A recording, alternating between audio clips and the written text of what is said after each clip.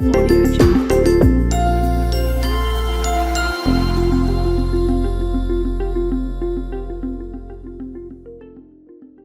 is our series on improving outcomes in intracerebral hemorrhage.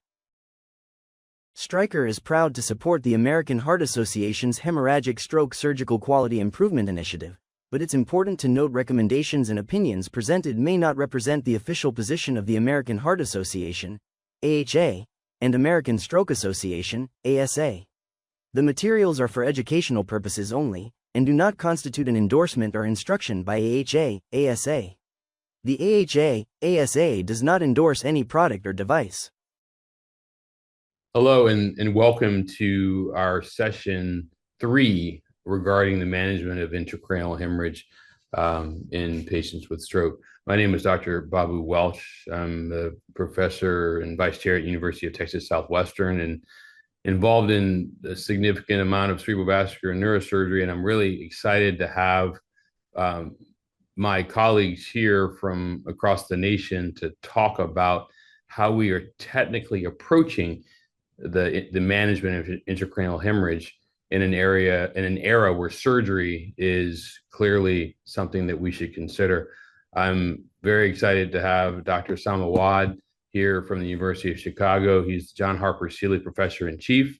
He'll start off discussing kind of where we have been and where we're going. And then I will also have Dr. Gustavo Padilla, who is professor of neurosurgery and head neck surgery at Emory University in Atlanta, Georgia. And we will follow with Dr. Christopher Kellner, who is associate professor of director of Cerebrovascular Center and Intracerebral Hemorrhage Program at the Mount Sinai Health System in New York.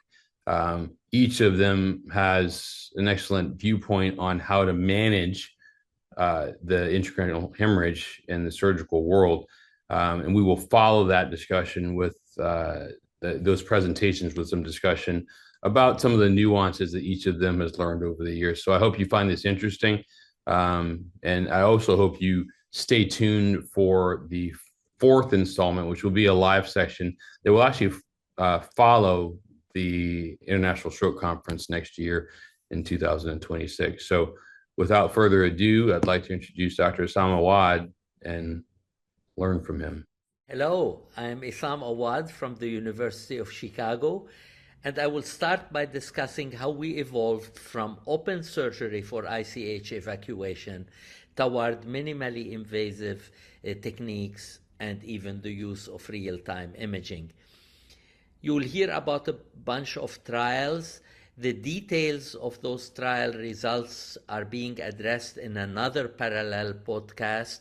So the focus here is going to be on technique and to some element on comparative effectiveness. I have no industry, pharma, or other conflicts related to ICH surgery. Open surgery was tested in 2 large trials, Stitch 1 and Stitch 2, done mostly in Europe. Stitch 2 was limited to lobar or superficial ICH cases, and both trials were neutral, although there was some signal, non-statistical benefit in the lobar cases. Minimally invasive aspiration, or the MISTIE procedure, uses aspiration and thrombolysis. It is highlighted in the middle, and I will discuss primarily. You will be hearing later about the ENRICH approach using a tubular retractor, and also about the MINUTE trial, which will soon be launched, funded by the NIH. You will not be hearing much about the MIND trial, which was a negative trial, terminated early per sponsor-assessed futility. So what was the problem with open surgery?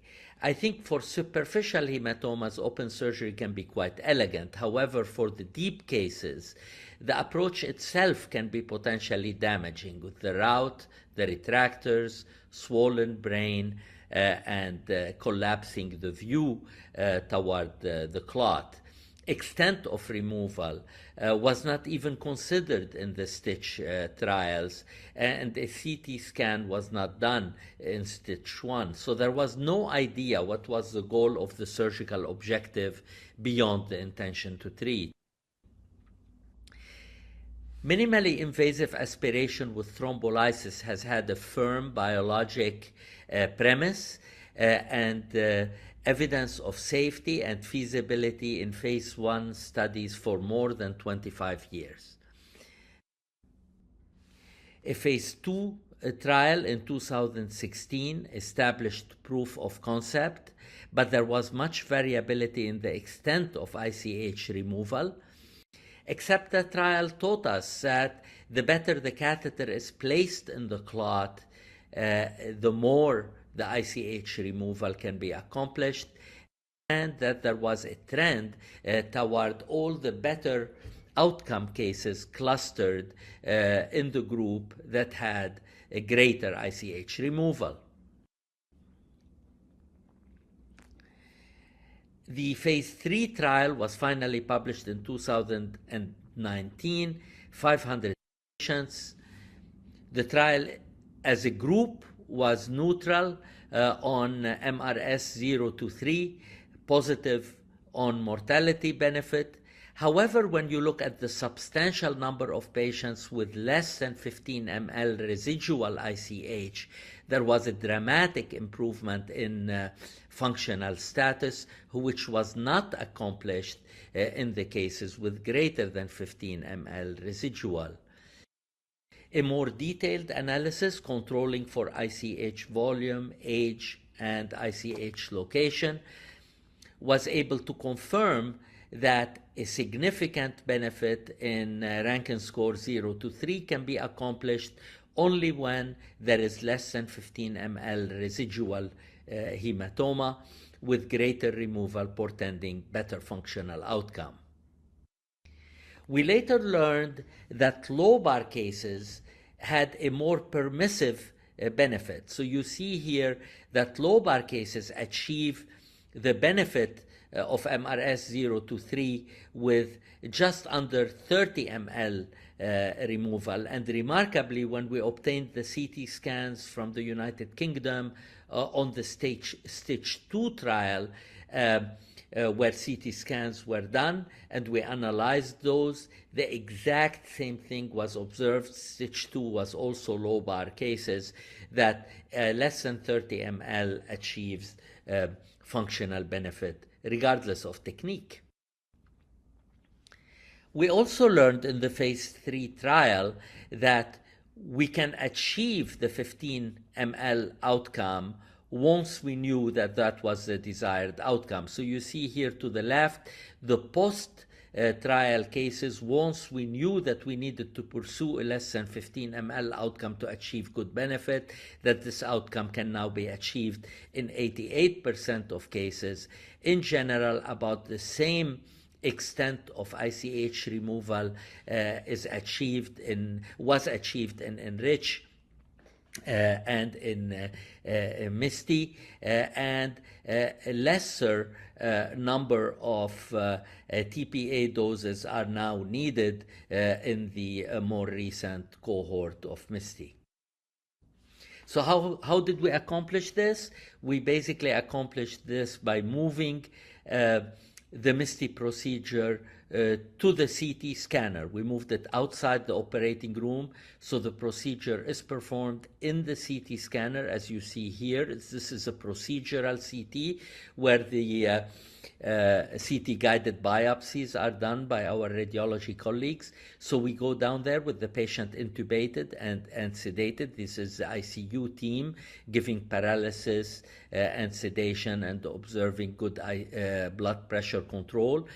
We use a regular cranial access kit that you see here with a dandy needle with a side port. This is just about the size of an external ventricular drain, and we go ahead and place the entry point twist drill hole based on the CT scan stereotactic planning.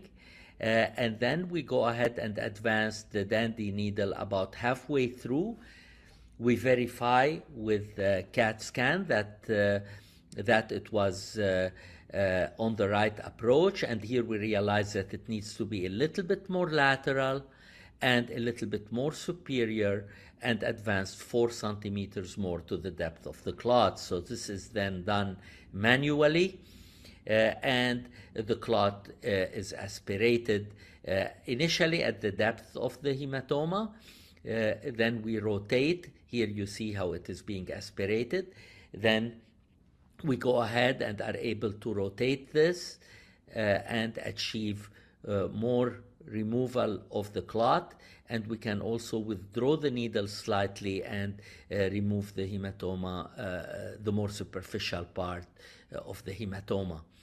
Once we can no longer aspirate gently any residual clot, then we go ahead and perform the CT scan, and we document the residual hematoma, and we targeted to place an EVD catheter in that residual hematoma. Like you will see here, that's the residual hematoma, and that's now what we will target to place the EVD. This particular patient required 1 dose of TPA 6 hours after the procedure, and within 12 hours we achieved 6 ml residual clot.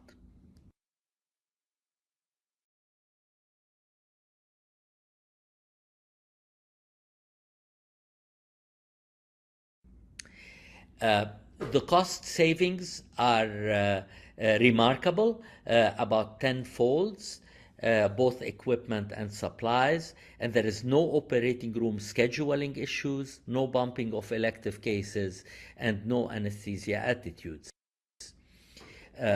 Surgeon work RVU credit is excellent for this procedure,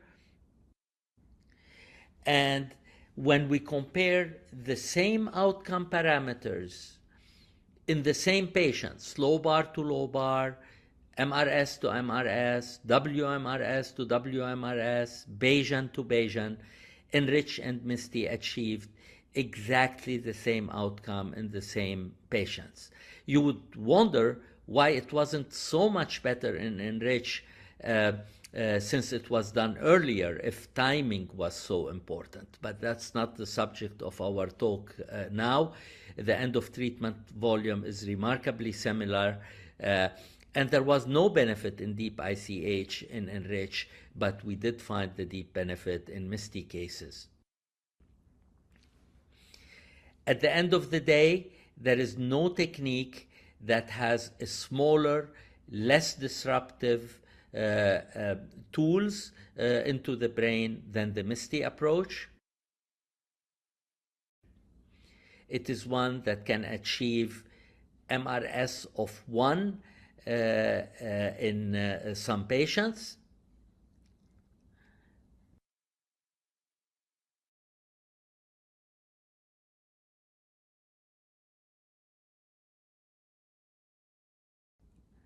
And it is one that is helping us move toward class 1 level A evidence in mortality and class 2A in functional benefit when combining all the available data from the multiple trials.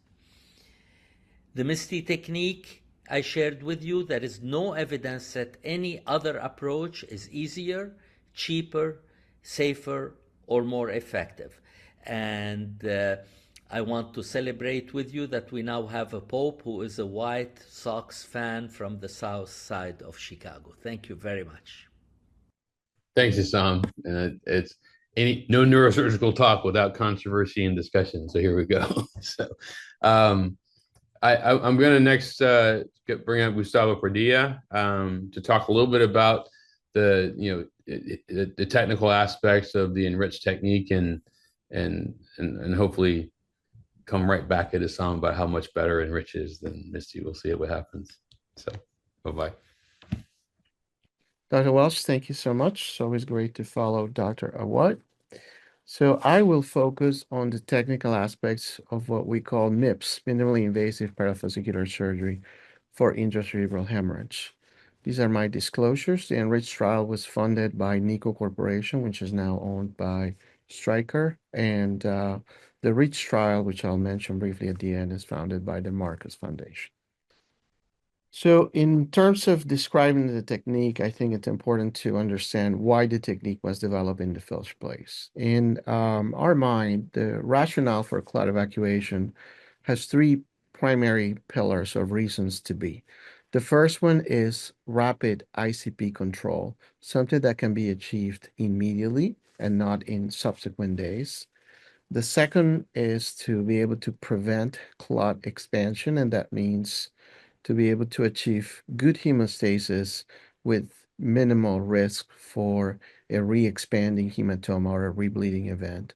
And the third one is to be able to act quickly enough and decisively and definitively enough to avoid secondary inflammation. So achieving immediate intracranial pressure control is critical for any hematoma of a decent size. For us, that threshold is about at the 30 cc mark. But for deeper hemorrhages, that line may be at the 20 cc mark. But having the ability to clear the hematoma completely not only helps improve all of the brain-related effects, but it's the main reason why our patients remain intubated and under critical care measures. And expediting that critical care course and extubation is important, as over half of the patients die from medical complications, many of those related to being in the ICU. Spot signs, active contrast extravasation are common to these patients, and having techniques that can deal with that, it's an important part of why we developed the MIPS approach. In this meta-analysis with 5,000 patients, about 23.4% of them had an active spot sign. So being able to deal with brisk active bleeding, it's an important part of the technique.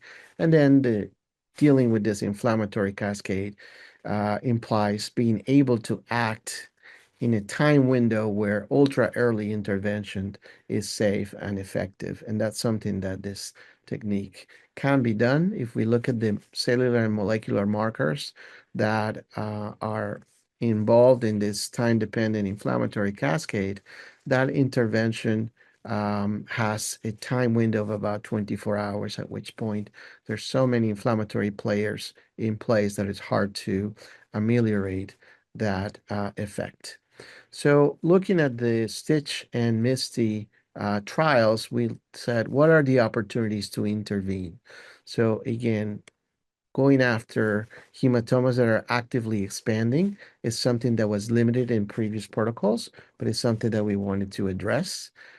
Rapid correction of intracranial hemorrhage and clearance of the hematoma within the confines of the surgical procedure was important, and clearing that perihematomal line. So we created the 6 aspirational goals for this: to be able to relieve the mass effect quickly with maximal clot removal, with minimal iatrogenic injury, with good visualization for definitive hemostasis, and then doing so with also decreasing the length of stay and the overall cost of the procedures. This cartoon illustrates what the MIPS technique tries to accomplish. So what you're seeing in blue is the minimal access port that we utilize that is introduced into, in this case, an anterior basal ganglia lesion using a stereotactic pointer under CT or MRI guidance. And once that is deployed, we have a visualization tool, in this case an exoscope, that allows us to deliver good light and magnification at the bottom of that port. And we are introducing it using a trajectory that tries to be respectful to the long axis of the main white matter fibers that are surrounding the hematoma. Once the port is in place, then what you see at the top is an illustration of basic microsurgical tools that we're not sacrificing, meaning we have a suction in one hand, a bipolar device in the other hand, and a device that can efficiently evacuate the hematoma by morselizing the clot. So those are the principles. This is the device in a little bit more detail. There are 2 diameters. One is 13.5 millimeters and the other one is 11 millimeters. And when we introduce it using a technique that we call the transsulcal approach. So we have the port starting to engage into the sulcus, and that tip is 0.8 millimeters. And as it enters the sulcus, it dilates to that diameter of either 11 or 13.5 millimeters. This is a classical example of that. This is a 74-year-old patient presenting with a right basal ganglia hemorrhage. Pretty symptomatic. That illustrates the trajectory. In this case, we've done about a 3.5 centimeter craniotomy in the right frontal region. And what you're seeing is the exposure of the dura mater. We do a dural opening that is about the size of the diameter of the device, which in this case is a brain path port that is 75 millimeters in diameter. So we are introducing that under stereotactic guidance.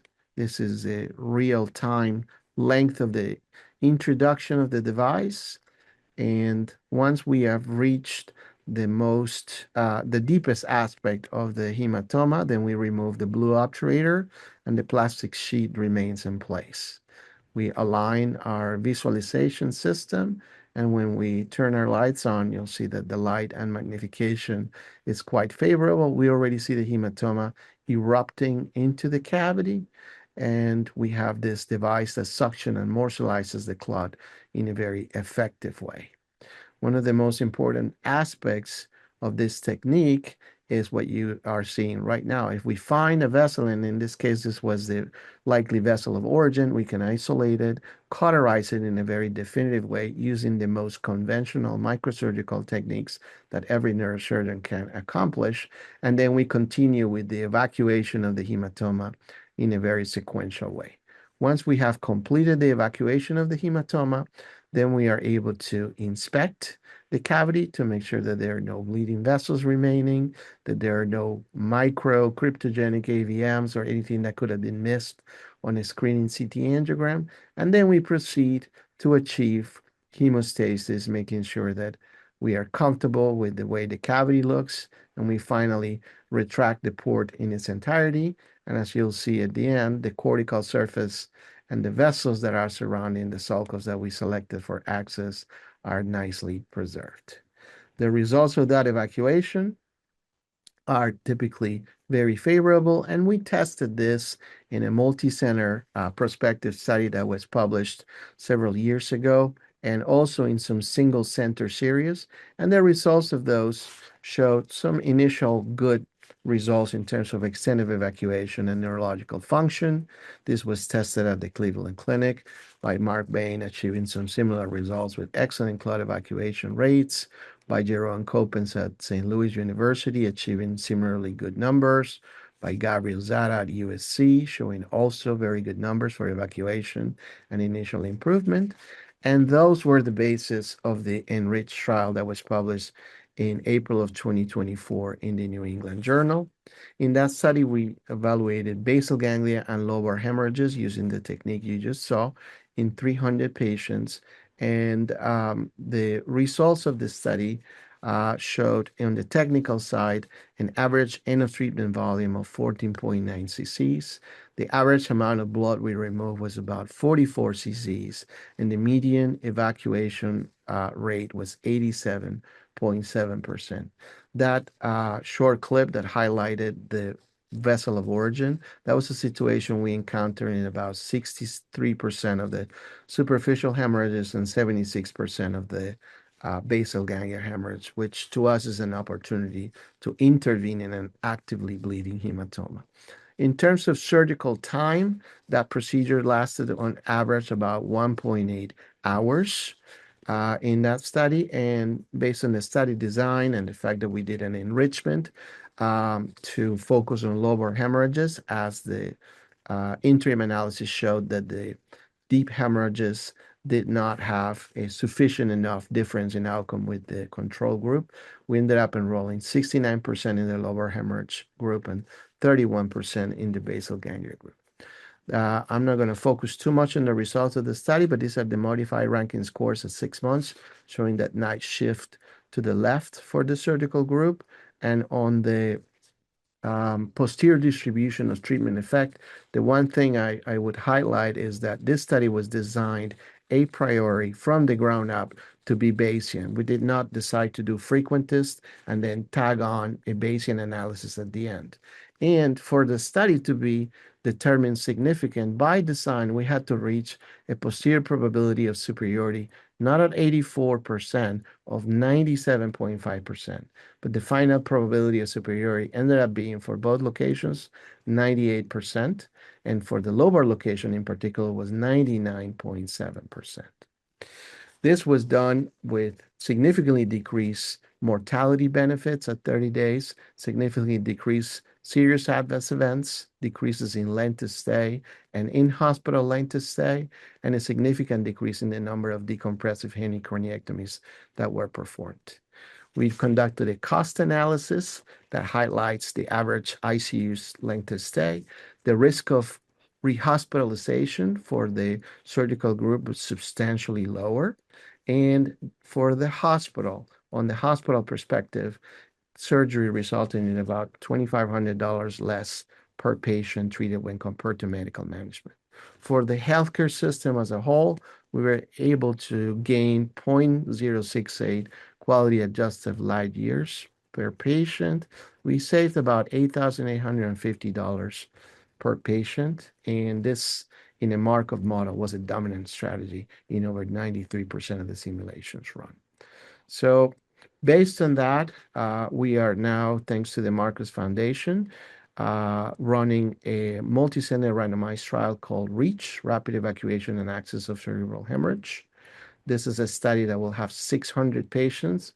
At its maximum, it's a Bayesian adaptive trial that is going to be looking at what is the optimal volume for patients with basal ganglia hemorrhage at which we can achieve the best neurological outcomes. So if you want more information, I invite you to visit our trial site, reach.study, for more information. But thank you for the opportunity to share this with you, and I look forward to discussing this and now seeing our work from Dr. Chris Kellner, our esteemed colleague and excellent neurosurgeon. Thank you. Without further ado, Dr. Kellner. Thanks so much for inviting me to speak here today. Today, I'm going to be talking about decompressive craniectomy in the SWITCH trial as a treatment for deep basal ganglia hemorrhages. And then separately, I'm going to talk about endoscopic evacuation of supratentorial hematomas and the MINUTE trial. Here are my conflicts of interest. I'm going to be talking about devices that are used in trials in which I was either PI or site PI, but I was not compensated personally for my involvement in those studies. I'm going to be telling you about the endoscopic technique that led to the MINUTE trial technique. And this is a recently funded NIH StrokeNet surgical trial, the PIs of Jay Mako, Magdi Salim, and Sharon Yeats. It was just funded in September. It will include 55 centers in the United States, 300 patients randomized between surgery and medical management. And it's a technique trial, not a device trial. So it's endoscopic technique using the scuba technique, not linked to any company or their device. Evaluating evacuation of deep hematomas in the basal ganglia, not the thalamus, 20 milliliters and greater. And the time to surgery is 0 to 16 hours total.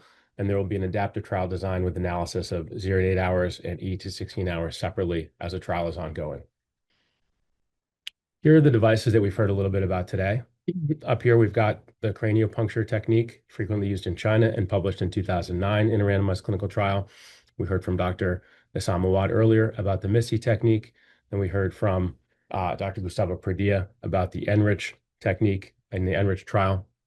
And now I'm going to talk about an endoscopic evacuation, which permits active evacuation. And in terms of the size of the device passing through the brain, it's overall much smaller than that used in the ENRICH technique and larger than that used in the MISTIE technique. So it's a middle ground where it permits active evacuation through the endoscope.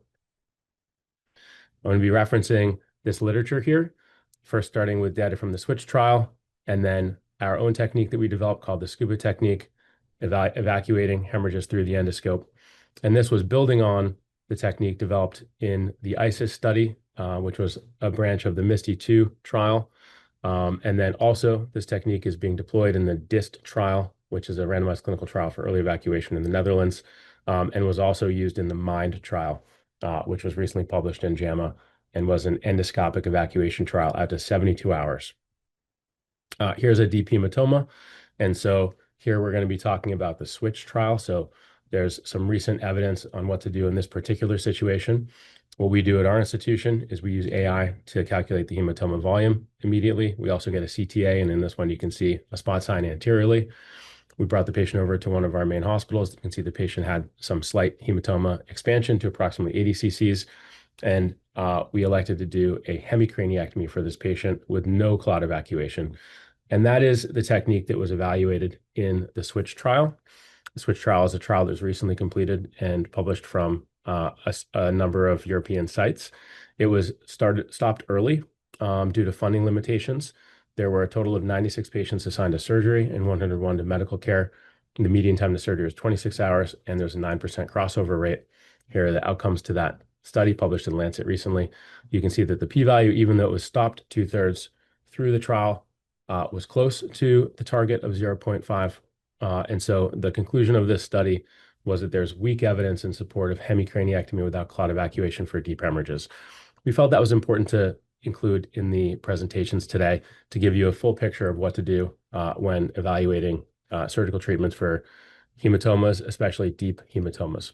So let's move on to the endoscopic evacuation technique. I'm going to show you the technique and talk about some of the nuances through a case example. And this is a 70-year-old woman with hypertension and diabetes who presented 1.5 hours since last known well. Her hematoma was 60 milliliters, and she had a stroke scale of 15. And so here you can see we used AI to calculate the hematoma volume of 60 milliliters, and we did not see a spot sign for that patient. Here's the equipment we use. We do this operation in the angio suite, although it could be done in the operating room or the angio suite. We use stereotactic navigation to place the sheath into the hematoma. I prefer electromagnetic navigation, which is not continuous. I use it for placing the sheath alone, and then afterwards I use direct visualization to know where I am in the hematoma. But it could be optical navigation with continuous navigation on the sheath. We use a 19 French sheath to pass the endoscope through, a Storrs neuroendoscope, the Artemis or Nico evacuation devices through the endoscope, and then a 2-liter bag of LR at head height with cystoscopic tubing for irrigation, intraoperative imaging using the cone beam CT, or if you're in the operating room, using an intraoperative scanner, and then a specific craniotomy tray for this procedure itself without all of the bells and whistles of a larger craniotomy tray you would regularly use in an operation.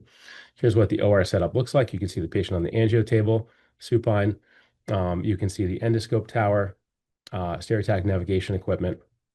Here's the image from the endoscope projected onto the angio screen. Here's an ultrasound for a blowhole ultrasound on the left. Here's an irrigation bag here. And I have the aspiration device, whatever it is, coming across right here to the surgical table. Here's the Storrs 3-port endoscope where the evacuation device will go down the center port, and we've got irrigation coming in one port and going out the other port. And here you see one of the 2 evacuation devices going down the center of the endoscope here. For this type of procedure, just like you were hearing from Dr. Pradilla, prefer to go down the long axis of the clot. And so for this particular clot, this is this direction here. These directions, we believe, results in too much deviation of the brain when you're trying to reach the far corners, and it makes it a little bit more challenging to get a complete evacuation. So prefer to go down the long axis. Here you can see the device being passed stereotactically through the brain here. And then here you can see after the device is passed stereotactically, you've got the endoscope going into the sheath and the irrigation already on. And here's what you see through the endoscope. You can see some fresh hematoma there, and the aspiration device gently aspirating and irrigating, washing away any new blood that you see, and also gently aspirating any clots that come into view here, and doing the entire procedure through the end of the sheath without veering out into the hematoma, but staying safe in the end of the sheath right in the center of the hematoma and allowing the hematoma to come into the end of the sheath and come to you. Here's after about 20 minutes of aspiration and irrigation, you start to see some more clots coming in, and then things start to clear up a little bit towards the end. And here you can see continuous irrigation and aspiration with pieces of clots coming into the end of the sheath here. After you've debulked the hematoma, you have a much better view here. And so here's a different patient trying to demonstrate handling a bleeding vessel. Here you can see a bleeding vessel through the endoscope. You can see that most of the clot's debulked from this, but we've still got this vessel culprit with some bleeding here. One technique you can do, which I'm doing here, is you can take a few cc's of thrombin that is in 5,000 units of thrombin diluted in 5 cc's. And so I'll inject that through a side port. And you can see that going in there. That works in most cases for stopping light bleeding. If that doesn't work, you can then add bipolar cautery down the working channel of the endoscope, and you can address bleeding in that way. And so here you can see the cautery coming in the top. You activate it, and you can see that cauterizing the vessel there.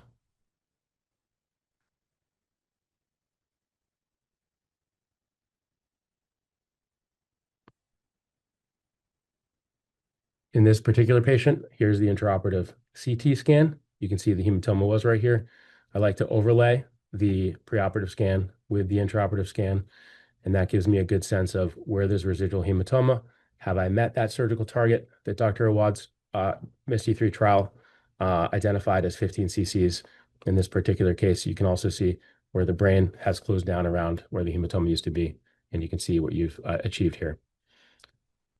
Here's a regular bone CT. You can see the small burr hole there used for the approach. And here's an MRI performed on postoperative day 1. You can see minimal hematoma left, almost no hematoma, and a cavity in which the cavity is closed down. Here's how the patient did over a few days. Here's the patient on post-op day 1.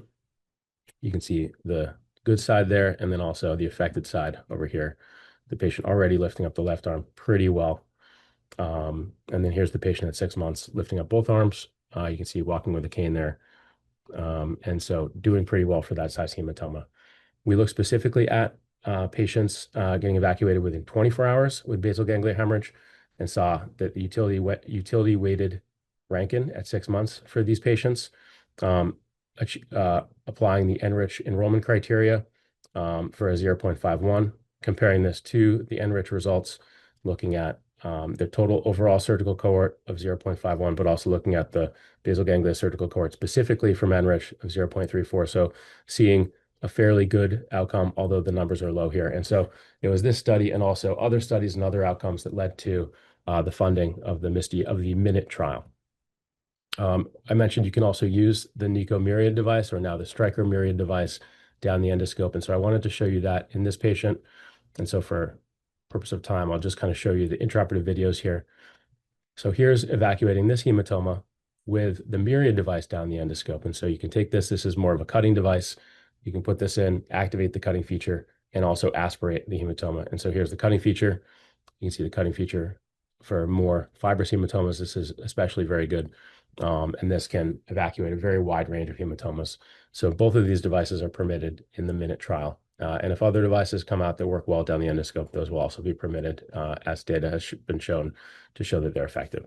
Here's this patient's operative outcomes. You can see the same burr hole approach here, this approach being down the long axis of the clot as well. And this, I want to mention before we finish here, the MIND trial results. This was also using an endoscopic evacuation technique. This was recently published in JAMA Neurology. This was a study looking at, you can see 154 patients were enrolled in the minimally invasive arm and 82 in the medical managed arm. This study was stopped halfway through when the ENRICH results were presented because the study leadership felt that equipoise was lost for the patients in the lobar hemorrhage arm. So the study was stopped. And so this is an incomplete study, also a negative study, but it does show us that the endoscopic technique itself can be very effective. And so this was mostly a deep hematoma study, as you can see. Across both deep and lobar hematoma locations, there was a very good evacuation rate. So this speaks to the feasibility of this technique across a wide range of study locations enrolling in the MIND trial. And they were able to consistently reach this very high evacuation rate across locations. Here you can see the intention to treat outcomes and the per protocol outcomes. And you can see there's a very wide confidence interval as expected from the early stoppage of the study. You can see there was a strong effect initially that seemed to fade later at 90 days and 180 days. The final outcome of that study was at 180 days. But this evidence and other evidence led to the Dutch intracerebral hemorrhage surgery trial, which has been going on for a few years now in the Netherlands. This is a 0 to 8 hour endoscopic evacuation trial. They recently published their pilot data, and they're continuing on with the randomized portion of the trial. And then, of course, the MINUTE trial. And the MINUTE trial, as I mentioned, is looking at early evacuation using the SCUBA technique, so device independent. And the patient has to be enrolled within 16 hours, and then they have to have the procedure done within 2 hours after that. And there's an adaptive trial design looking at 0 to 8 hours and 8 to 16 hours separately. The safety outcome is 30-day all-cause mortality, and the efficacy outcome is utility-weighted modified Rankin at 180 days. Here are the key inclusion criteria, and this is the intervention, as I mentioned. I'll stop here and looking forward to discussion. Thank you. Thank you, Chris, and thank you, everybody. I hope the attendees are noticing what the breadth of experience that we're seeing here, and also the way we're still trying to figure out what's the best way to get the patient to do the best. Some of it's clot, some is clot removal and the amount of that clot removal, some of it's technique. But I wanted to take these experts and talk to them a little bit about the technical side, which is the focus of this this third session. Could each of you, in the time we have left, give me your top tip for maximizing clot removal with each of the techniques that you've mentioned? And Issam, I'll start with you. Yeah, I think the lesson that we learned is you have to go through the long axis of the clot. You have to be in the center, in the epicenter of the clot. And what you remove does not necessarily mean what's left for thrombolysis. So you need to update your images. You cannot just do image guidance at the beginning. And so you have to obtain updated imaging. And then if you put that catheter in the remaining clot, you can absolutely minimize and hasten the removal of the clot. So the timing of being able to evacuate it, even with the MISTIE technique, in less than 24 hours is extremely high. About 90% of the patients, we can do that. So the issue is about enrollment criteria and techniques, and that's what all these studies are going to try to figure out. Thank you. So I think both Chris and Gustavo echoed that long axis component, and that's really stuck with most of us who do this. Chris, your best tip. Yeah, I think some of the tips I mentioned are adapted from the MISTIE technique, the long axis in particular, and also the concept of minimally disrupting the brain on the way into the clot. And that also holds for the endoscopic technique. You really want to minimize your lateral movement, and you want to minimize the suction as you use suction in the procedure. So you're at the lowest possible suction and minimal movement left and right, and really just irrigating and gently aspirating until you've debulked, and then finally clean the clot out as much as you can. Yeah, I think your slide there showing what you could have done and what you did do with the long axis was very helpful for that. A lot of us don't really pay attention with that small hole in terms of how much you're disrupting. But Gustavo's obviously put out a very impactful paper looking at a little bit larger opening, but he's got some good results. What's your best tip in a bigger opening? I think it's targeting the depth of the hematoma. If we are targeting where to land, we always try to be about 1 centimeter from the deepest portion of the hemorrhage. Mm-hmm. That allows us to focus on what's in view, get a thorough evacuation of that space. And because in this technique, we don't relax the brain, we don't need to give mannitol or hyperventilation, hyperosmotic agents, the brain itself pushes the hematoma into the port. And as we retract the port, which we do in 1 centimeter intervals, it's a rinse and repeat technique. Same thing, the hematoma that's there comes to us, we evacuate. And by doing that, it allows us to be very systematic and not forget to visit any of the quadrants of the hematoma. And I think that contributed extensively to the high evacuation rates. So I'll follow that up, and then I'll ask one more piece here. So, you're not using mannitol, you're not using hyperventilation, et cetera.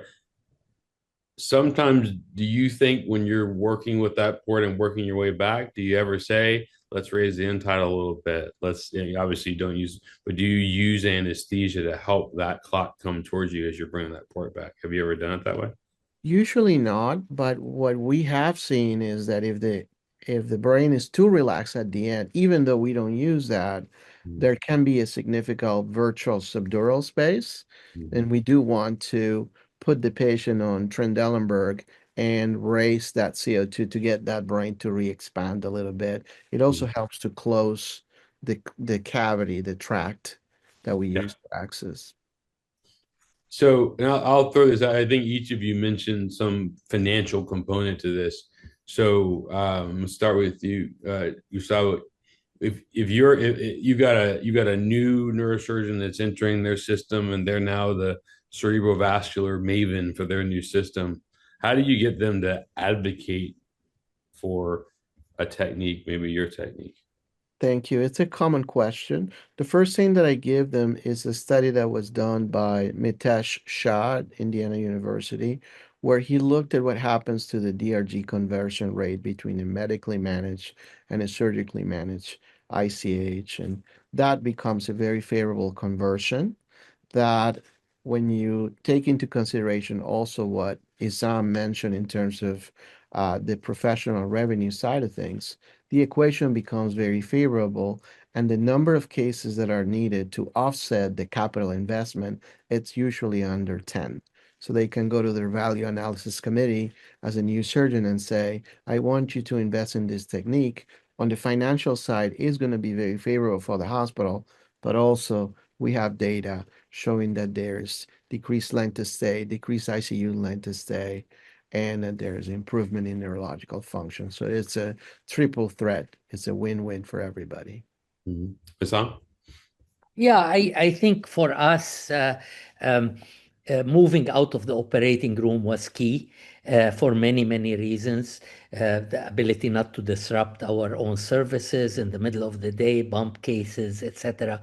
So we can go down to the procedural CT almost any time and do it with the neuro ICU team without involving anesthesia and keeping the patient without handoffs back and forth to multiple teams and keeping our eyes on the prize, getting that hematoma out and doing it just that helped us improve the efficiency and the ability to accomplish the surgical goal. So you don't have to pay the CT tech overtime. So You know, they charge per the time of the scan. I showed that on the slide. Usually, this is about 1 hour in the CT scanner. It's similar to what the CT guided biopsy time is. Chris, thoughts? That's a great question. I think Gustavo answered that very well in terms of referencing literature.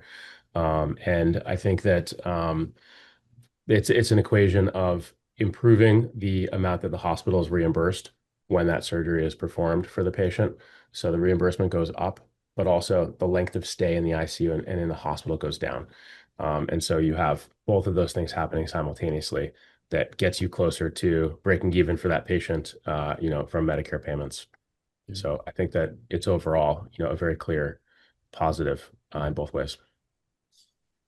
We're close to time, but if we're going to summarize, I hope the attendees have seen there's some, even though there's some different approaches, there's some uniformity. Obviously, angle of approach, obviously the cost savings, and very obviously each person here is believing that we're still moving forward. We've just entered the time where we finally, what we all know, that surgery is going to be helpful here.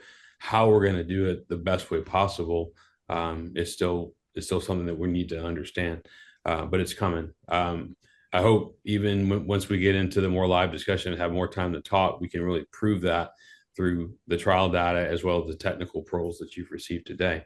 So thank you very much for attending the session, and we look forward to further discussion in the spring.